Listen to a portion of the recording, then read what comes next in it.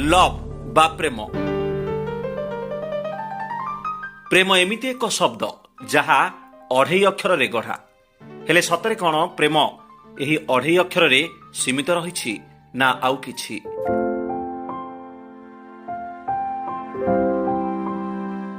प्रेम कहिले एक छोटिया शब्द हेले यही छोटिया शब्द रे रही राग रुषा आउ ढेर सारा भल पाइबा। कहा जाए मनीष प्रेम रे पड़िले बा काहाकू अजणातरे मन दे बसिले ए दुनिया रे महाप्रलय हो जाऊ किंतु ताकू किछि फरक पड़ेनी। ताकू केवल ए दुनियाटा रंगीन रंगीन लागिबो आउ धीरे धीरे मनर मानसिक पाइजिबा परे ता मनरे भरी देई थांती असुमारी आशा विश्वास आउ किछि स्वप्न।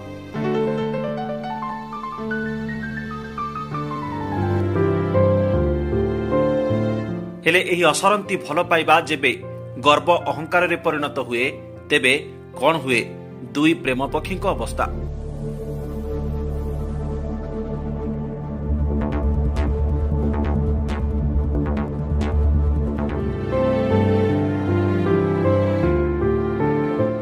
ये हेउछि सृष्टि और आदित्य कथा।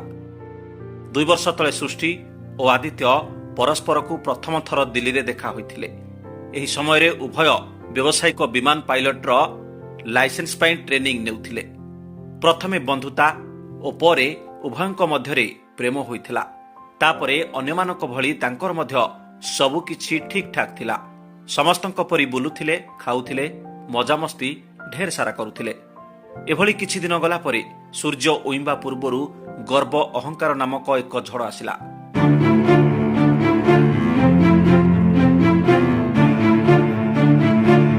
आउ आग भली किछि रहिला नाही। सबु किछि जेमिति अशांत झड़ परि होइगला।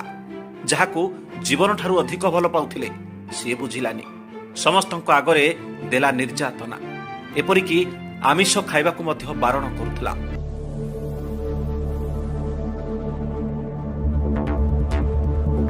शेषरे मनर मनीषर निर्यातना असह्य हेबारु बाध्य होई जीवन हारिछंती एयर इंडिया 25 वर्षीय पायलट सृष्टि तुली।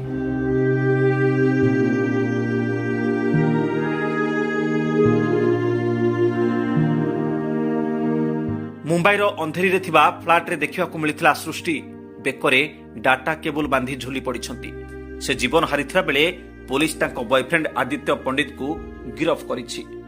सृष्टिंक संपर्कीय अभियोग करिछंती जे आदित्य तांको सबु बेले दुर्व्यवहार करुथिले, सबु बेले तांको सह फोन रे झगड़ा करुथिले। एथिपई सृष्टि बाध्य होई एपरि चरम पदक्षेप नैछंती। अभियोग पाइबा परे पुलिस मामला रुजु करी आदित्य को गिरफ्त करिछि। गिरफ्त परे ताको कोर्ट रे हाजर करा जायथिला।